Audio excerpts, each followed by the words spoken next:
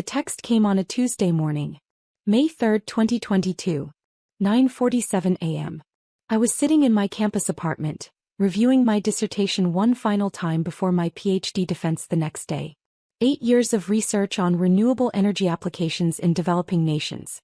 8 years of late nights, failed experiments, breakthroughs, setbacks, and finally, success. My phone buzzed. I smiled, thinking she was texting to wish me luck on my defense. Maybe to confirm their flight details for my graduation ceremony on Saturday. Instead I read, "Sarah, your father and I have decided not to attend your graduation. We need to be honest. We think you've wasted 8 years on something impractical. Your brother's MBA graduation is in 2 years, and that actually matters for his career. We're saving our time and money for that. Hope you understand." I stared at the screen for a full minute. Then another text. "Also, we told everyone you're finally finishing school. They all asked what took so long. It's embarrassing explaining you're still a student at 30. I set the phone down carefully. My hands were shaking. 8 years. I'd spent 8 years pursuing this degree while working as a research assistant, scraping by on a stipend that barely covered rent.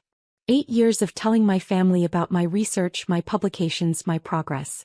They'd never asked a single question about my actual work. My younger brother, Derek, had graduated from undergrad 2 years ago and immediately started working at a consulting firm. He was now enrolled in a prestigious executive MBA program, 2 years part-time while working full-time. My parents talked about him constantly. Derek's MBA will set him up for life. Derek's company is paying for his degree. Derek will be making 6 figures by 30. Meanwhile, I was the embarrassment. The one who kept going to school instead of getting a real job. I called my mom. She answered on the 4th ring. "Hi honey. Did you get my text?" "Mom, my graduation is in 4 days. You're really not coming." "Sir, we explained this. Your father has a golf tournament that weekend. And honestly, we've been to your undergrad graduation. How many graduations does one person need? This is my PhD, Mom. It's different. It's another degree that won't help you get a job," she interrupted. "Sweetheart, we love you but we're worried. You're 30 years old with no career, no savings, no real prospects. Derek is buying a condo. What are you doing?" "I'm about to defend my dissertation. I'm about to become Dr. Sarah Mitchell." "And then what?" she asked. "Who's going to hire you? What are you going to do with a PhD in? What is it again?" "Environmental engineering with a focus on renewable energy systems." "Right. And how many jobs are there in that?" I closed my eyes. "Mom, I have a job lined up. I told you about it. That postdoc position? Sarah, that's not a real job. That's more school. It's a research position at Stanford. It pays $68,000 a year. Derek makes $95,000 plus bonuses," she said. "And he's only been working for 2 years. Everything always came back to Derek." "I have to go," I said. "My defense is tomorrow." "Good luck, honey. We do love you. We just want you to be practical." She hung up. I sat there in my empty apartment staring at my dissertation. Scalable solar microgrids for rural electrification in sub-Saharan Africa. 347 pages. 4 years of field research. Published findings in 3 major journals. Useless according to my mother. My defense the next day went perfectly. My committee praised my work. Dr. Jennifer Hartley, my advisor, told me it was one of the best dissertations she'd seen in 20 years. "You should be proud," she said. "This research is going to change lives, Sarah." "Thank you," I said, trying to smile. He studied my face. "Your family isn't coming to graduation, are they?" I shook my head. "I'm sorry," she said gently. "For what it's worth, I'll be there. And I'm proud of you." Saturday arrived. May 7, 2022. Graduation day. I put on my doctoral robes alone in my apartment. The heavy black gown, the velvet tam, the blue and gold hood representing my field.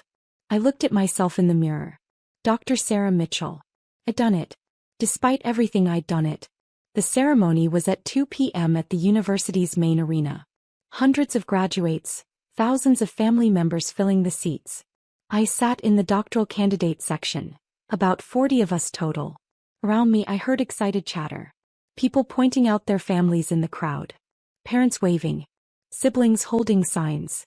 I looked up at the sea of faces and saw no one I knew. Dr. Hartley was sitting with the faculty, but that was it.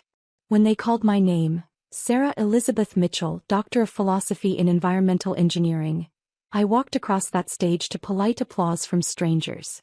No one screamed my name. No one stood up. No one took photos.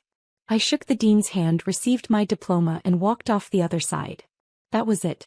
8 years summed up in 15 seconds. After the ceremony, I stood outside the arena watching families celebrate. Flowers, balloons, tears of joy. Parents hugging their graduates, telling them how proud they were. I got in my 12-year-old Honda Civic and drove back to my apartment. That night, I ate takeout Chinese food alone and updated my LinkedIn profile. Sarah Mitchell, PhD. My mom texted at 8:30 p.m. Did it go okay? Not, congratulations. Not, we're proud of you. Just, did it go okay? I typed back, yes. She replied, good. Talk soon. That was it. Over the next 2 weeks, I packed up my apartment and moved to Palo Alto for my postdoc position at Stanford. Dr. Hartley had connected me with Dr. Robert Chin, who was running a groundbreaking lab focused on affordable renewable energy for developing nations. The work was exactly what I wanted: meaningful, innovative, challenging. I was developing solar microgrid systems that could be manufactured and installed cheaply in areas without reliable electricity. My parents called once during those first 3 months to tell me Derek had gotten promoted to senior consultant. He's really going places, my dad said. Making smart career moves. That's great, I said. How's your research thing going? It's going well. We just got approved for field testing in Kenya. Kenya. My mom's voice was skeptical. Why Kenya? Because 600 million people in sub-Saharan Africa don't have access to reliable electricity. My microgrids could change that. Silence. Then my dad, well, that's nice, honey. Very noble. Derek's company just signed a contract with a Fortune 500 company. Big commission for him. I stopped telling them about my work after that. 6 months into my postdoc, something unexpected happened. I'd been collaborating with a small startup called SolarReach that was trying to commercialize renewable energy solutions for developing markets. They'd been struggling. Great technology, terrible business model. The CEO, Michael Torres, called me in November. Sarah, we're going under. We've got maybe 2 months of runway left. But your microgrid design, it's revolutionary. If we could figure out how to scale it to make it profitable. I'm a researcher, not a business person, I said. You know what I mean. Just keep it professional. Don't make it about family stuff. Derek, do you actually know what I do at the museum?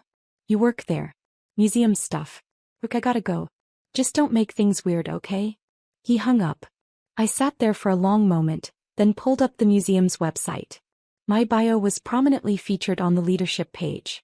Dr. Sarah Mitchell, Executive Director, PhD, Cultural Anthropology, Yale University, former Deputy Director, Metropolitan Museum of Art Board Member, International Council of Museums author, Cultural Preservation in the 21st Century, 2019 recipient, National Medal of Arts. There was a professional photograph of me at my desk. The museum's soaring atrium visible through the window behind me. Contact information. A detailed CV. Derek had never looked. Not once in 4 years. January 13th arrived cold and bright. I dressed carefully that morning. A tailored charcoal suit, minimal jewelry, my hair pulled back in a professional bun. I looked exactly like what I was. A senior executive in one of the world's most important cultural institutions. At 9:45 a.m. Jennifer briefed me. Congresswoman Chen's motorcade just arrived. Security is escorting her up. Her chief of staff, 2 aides and a press liaison. Press. They want photos of her with the international flags in the main hall. Good optics for her arts and culture subcommittee work. Of course. This was as much about her political profile as genuine interest in museums. At 9:58 a.m. my desk phone rang. Security. Dr. Mitchell, Congresswoman Chen's party is in the main lobby. Ready for you. I'll be right down. I took the elevator to the ground floor. The museum wasn't open to the public yet. We had an hour before the doors opened. The vast main hall was empty except for the security detail, Rebecca Chen and her staff. Rebecca looked polished and professional in a navy dress and blazer. She was speaking with her press liaison, gesturing toward the soaring architecture, clearly planning her photo angles. I approached quietly. Her chief of staff, a sharp-eyed man in his 40s, noticed me first. "Dr. Mitchell," he said, extending his hand. "Tom Bradford, Congresswoman Chen's chief of staff. Thank you for accommodating this tour." "Of course." I shook his hand, then turned to Rebecca. "Congresswoman Chen, welcome to the Smithsonian National Museum of Natural History. I'm Dr. Sarah Mitchell, Executive Director." Rebecca turned, her political smile in place. "Dr. Mitchell, thank you so much for..." She stopped. Her smile froze. Her eyes widened slightly. "Mitchell?" she said. "Sarah Mitchell?" "Yes." "As in, Derek's sister Sarah Mitchell?" "Yes." The silence that followed was profound. Tom Bradford looked confused. The aides exchanged glances. The press liaison kept her camera ready, uncertain whether to photograph this moment. I didn't realize. Rebecca's professional composure was cracking at the edges. "Derek said you worked at a museum. He didn't mention that I run it?" I finished gently. "No, he wouldn't have mentioned that. He doesn't actually know what I do here." Rebecca's face cycled through several expressions: embarrassment, confusion, realization. "The executive director. You're the executive director of the Smithsonian Natural History Museum. One of 19 Smithsonian museums, yes. This is my primary responsibility."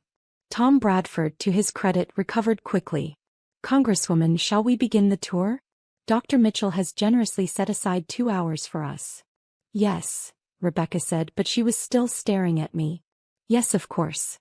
I led them through the museum, starting with the main exhibitions.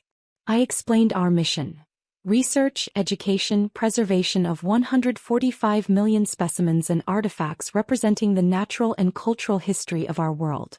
I showed them our research facilities, where hundreds of scientists conducted groundbreaking work in biology, geology, anthropology, and paleontology. Rebecca asked intelligent questions. She was clearly well briefed on cultural policy issues, and despite her evident discomfort, she engaged professionally with the material. In the ocean hall, standing beneath the model of the North Atlantic right whale, I explained our role in climate change research and public education. "We're not just a museum," I said. "We're a research institution. Our scientists publish over 600 peer-reviewed papers annually. We advise Congress on environmental policy, cultural preservation, and scientific research funding." "Congress," Rebecca repeated. "You advise Congress?" "Yes. I've testified before the House Appropriations Committee 3 times in the past 2 years. Most recently on the importance of funding for cultural diplomacy programs." Tom Bradford made a note on his tablet. "The Congresswoman chairs the subcommittee on arts and culture. I'm surprised your testimony didn't cross our desk." "It may have," I said. "I testified as Dr. Mitchell, Executive Director, not as Derek's sister." Rebecca flinched. We continued to the anthropology collections. I showed them artifacts from every continent, explained our repatriation programs for indigenous cultural objects, discussed the ethical complexities of museum collections built during colonial periods. "These are conversations the museum world is grappling with globally," I said. "Which is why the International Museum Directors Summit is so important. We need to coordinate our approaches to decolonization, climate change, digital access, and cultural preservation." "The summit," Rebecca said. "That's tomorrow night." "Yes. The opening reception is at the National Gallery, but we're hosting several working sessions here over the following 3 days. 50 directors from 32 countries. And you're coordinating this?" "I'm the host director, yes. I'll be giving opening remarks and moderating 2 of the panel discussions." We walked through the Butterfly Pavilion, the Hall of Fossils, the Human Origins exhibit. With each stop, I explained not just what visitors saw but the research behind it, the educational programming, the community outreach, the digital initiatives that brought our collections to millions of people worldwide. By the time we reached my office suite on the 3rd floor, Rebecca looked shell-shocked. "Would you like to see where the administrative work happens?" I asked. She nodded mutely. My office overlooked the National Mall. The walls were lined with books, anthropology texts, museum studies journals, cultural policy papers. My desk held neat stacks of reports, a framed photo of me receiving the National Medal of Arts from the president, and a small fossil ammonite my mentor had given me when I finished my PhD. "This is where you work," Rebecca said, more to herself than to me. Yes. Though I spend as much time in meetings, at donor events, testifying on the Hill, or visiting our research stations around the world. Tom Bradford was taking notes more frantically now. "Congresswoman, this would be an excellent partnership opportunity. Dr. Mitchell's work aligns perfectly with your subcommittee priorities." "Yes," Rebecca said faintly. "I can see that." Jennifer knocked and entered. "Dr. Mitchell, the secretary's office called. They need your input on the French delegation's request. Tell them I'll call back in 20 minutes. Also, the director of the Louvre would like to schedule a pre-summit call with you. This afternoon if possible." Dr. Mitchell has been named to Forbes 30 Under 30 list, received the UN's Sustainable Development Innovation Award, and has published groundbreaking research in renewable energy applications. She represents the very best of what a Stanford education can achieve, using business as a force for positive change in the world. My heart was pounding. Please join me in welcoming Dr. Sarah Mitchell. I walked onto that stage into blinding applause. The screens showed my face, my name, my credentials. I walked to the podium looking out at 427 graduates and thousands of family members. And there in section 114 row 22 I saw them. My mother standing up to applaud, frozen mid-clap. Her mouth open. Her face white. My father beside her, gripping the armrest of his seat. Staring. Derek in the graduate section on his feet with everyone else, his face a mixture of shock and something else. Pride maybe? My mother grabbed my father's arm, exactly like in my imagination. Her knuckles were white. I smiled and began my speech. "Thank you, Dean Morrison, for that incredibly generous introduction. And congratulations to the MBA class of 2026. You've worked incredibly hard to be here today and you should be proud." My voice was steady, strong. Nothing like the uncertain grad student who'd walked alone across a stage 4 years ago. 4 years ago I stood on a different Stanford stage receiving my PhD. It was the culmination of 8 years of research, thousands of hours of work and more failed experiments than I can count. I paused, looking directly at section 114. My parents didn't come to that graduation. They told me my PhD was impractical. A waste of time. They said my 8 years of education didn't matter because it wouldn't lead to a real career. The stadium was silent. They weren't entirely wrong. A PhD doesn't guarantee success. It doesn't guarantee wealth. It doesn't even guarantee you'll find a job in your field. I saw my mother's hand go to her mouth. But here's what my PhD did give me. It gave me the skills to solve complex problems. It taught me how to think critically, how to fail productively, how to persist when everyone says something is impossible. It gave me the foundation to build something meaningful. I clicked to my first slide. A photo of a village in Kenya, lit up at night by our microgrids. This is Kibera, a village outside Nairobi. 2 years ago this village had no electricity. Children studied by candlelight. The medical clinic couldn't refrigerate vaccines. Small businesses closed at sunset. Next slide. The same village transformed. This is Kibera today. Using technology one developed during my PhD research, we installed a solar microgrid that powers the entire village. Children can study after dark. The clinic saves lives with refrigerated medicine. Businesses thrive into the evening. Next slide. More villages. More transformed lives. SolarReach now powers 200,000 homes. That's roughly 1 million people whose lives have fundamentally changed because of impractical, academic research. I looked back at my parents. My mother was crying. My father's jaw was tight. I'm telling you this not to brag but to make a point. Success isn't just about salary or status. It's not about picking the safe path or doing what others expect. I clicked to a slide showing our company growth. Yes, SolarReach is valued at $420 million. Yes, we've raised over $100 million from investors. Yes, by conventional measures we're a successful company. Next slide, back to the villages. But that's not why I do this work. I do it because a child in Tanzania can now do her homework after sunset. Because a medical clinic in rural India can save lives. Because families across 6 continents have opportunities they never had before. I paused, gathering my thoughts. Many of you graduates will go on to impressive careers. High salaries, prestigious titles, corner offices. And that's wonderful. There's nothing wrong with success. I looked directly at Derek now. But I challenge you to also think about impact. About purpose. About using your Stanford education, your privilege, your skills, your opportunities, to make the world genuinely better. Derek was staring at me with an expression I couldn't read. Because here's the truth. The work that matters most is often the work that looks impractical at first. The research that goes nowhere for years before it breaks through. The startup that nearly dies 5 times before it succeeds. The path that makes your parents worry because it's not safe or conventional. My voice softened. Some of you have families here who don't fully understand what you've accomplished. Who measure success only in dollar signs. Who compare you to siblings or friends or neighbors. I saw my mother wipe her eyes. That's okay. You don't need their approval. You need your own conviction. You need to believe that the work you're doing matters even when no one else sees it yet. I clicked to my final slide. Our company mission statement. Power for people, purpose for profit. In closing, I want to say this. Your MBA gives you tools. What you build with those tools is up to you. You can build wealth. You can build status. You can build security. I smiled. Or you can build something that changes lives. Something that solves real problems.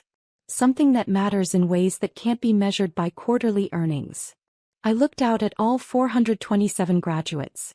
You're some of the most talented, educated, privileged people in the world. Don't waste that privilege on work that doesn't fulfill you. Don't spend your life chasing someone else's definition of success. Final pause. Find the problem that breaks your heart. Then fix it. That's what your education is for. I stepped back from the podium. Congratulations, class of 2026. Thank you. The stadium erupted in applause. Standing ovation. Thousands of people on their feet. But I was only watching 3. My mother was sobbing into my father's shoulder. My father was staring at me like he'd never seen me before. And Derek was clapping, his face split in a huge grin, shaking his head in amazement. I walked off the stage. Dean Morrison grabbed my hands backstage. That was extraordinary. Absolutely extraordinary. We've never had a response like that. Thank you, I said, but I barely heard her. My mind was racing. What happened now? Did I find my family in the crowd? Did I wait for them to find me? Did I leave? The ceremony continued. Degrees were conferred. Names were called. Derek walked across the stage. Derek Michael Mitchell, Master of Business Administration. And I felt a complicated mix of emotions. Pride because he'd worked hard for this. Sadness because our parents had never seen his achievements and mine as equally valid.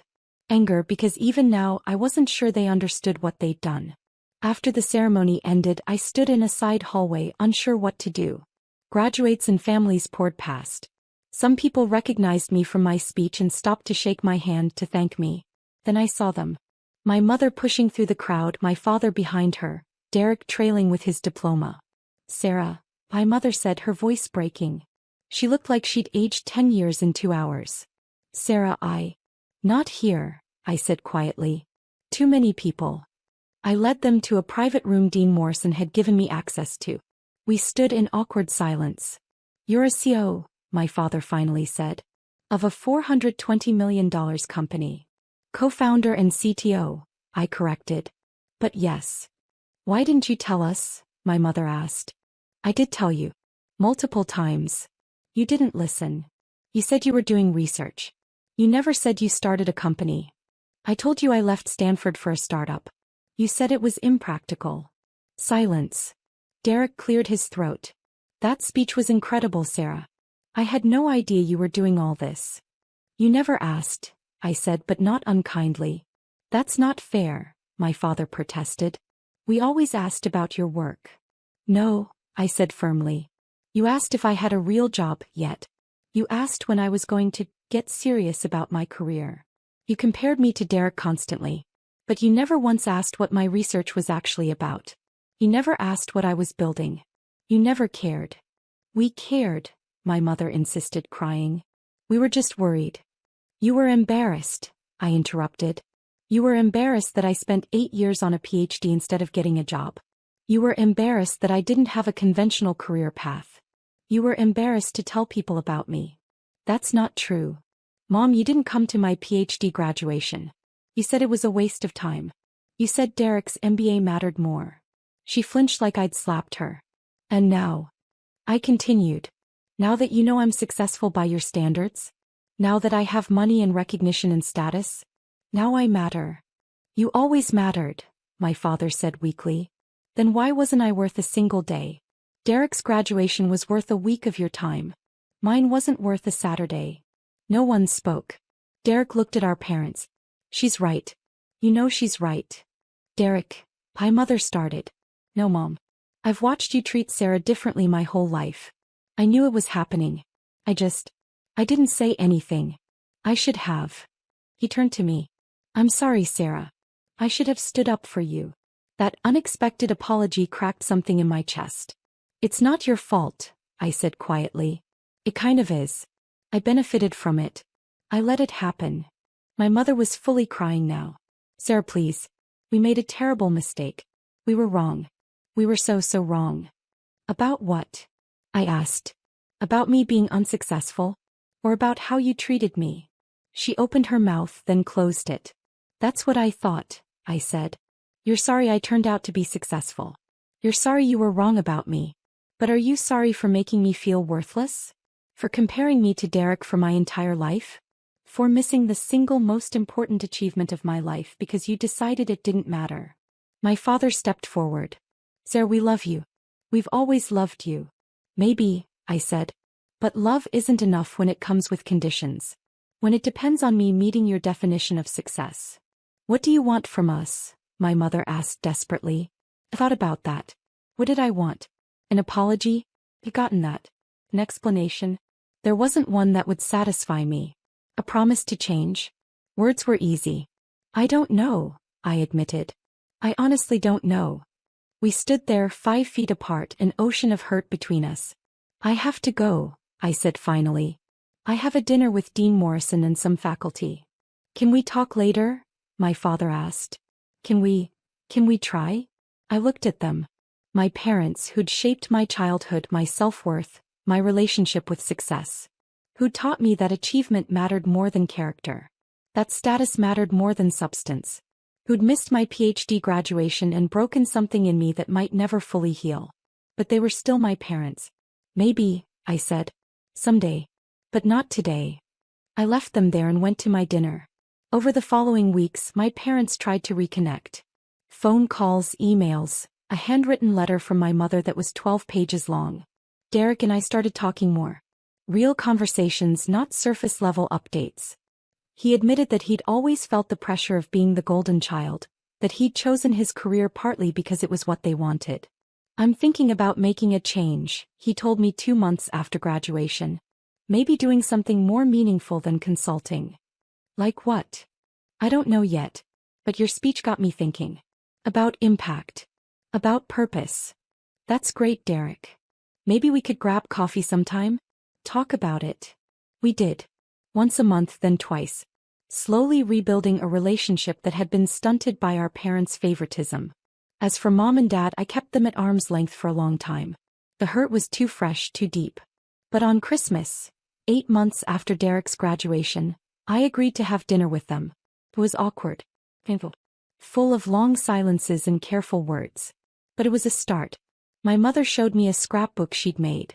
Articles about SolarReach. My Forbes 30 under 30 profile. Photos from speaking engagements. I've been following everything, she said quietly. I know I'm late. I know I missed so much. But I'm paying attention now. It wasn't enough. Not nearly enough. But maybe, eventually, it could be something. A year after Derek's graduation, SolarReach hit a major milestone. We'd powered our millionth home. 1 million homes. 5 million people with access to reliable electricity who'd never had it before. Michael and I stood in our office, looking at the map showing all our installations spread across 47 countries. We did it, he said. We did, I agreed. My phone buzzed. A text from my mother. Saw the news about the millionth home. Sarah, I am so incredibly proud of you. Not because of the number or the success, but because you're changing people's lives. You were right. Your PhD wasn't useless. It was the foundation for something extraordinary. I'm sorry it took me so long to see it. I stared at the text for a long time. Then I typed back, "Thank you, Mom." It wasn't forgiveness. Not completely. But it was acknowledgement. Progress. That night I went home to my apartment and pulled out my PhD diploma. I'd kept it in a drawer for 4 years, too painful to display. Now I hung it on my wall. Dr. Sarah Mitchell, Doctor of Philosophy in Environmental Engineering. Not useless. Never useless. The foundation for everything I'd built. Everything I'd become. I thought about that lonely graduation day. Sitting in the arena watching families celebrate while I sat alone. Walking across the stage to silence. It had hurt so much. But it had also taught me something crucial. My worth didn't depend on anyone's approval. Not my parents, not society's, not even my own family's. My worth came from the work itself. From the problems I solved. From the lives I changed. From the villages lit up at night because of research my parents called impractical. From the children studying after sunset because of technology they said was useless. From the impact I made in the world because I'd refused to let their judgment define me. I'd walked across that stage alone 4 years ago. But I'd walked across Stanford's stage last May as Dr. Sarah Mitchell, CEO of a company changing the world. And that made all the difference.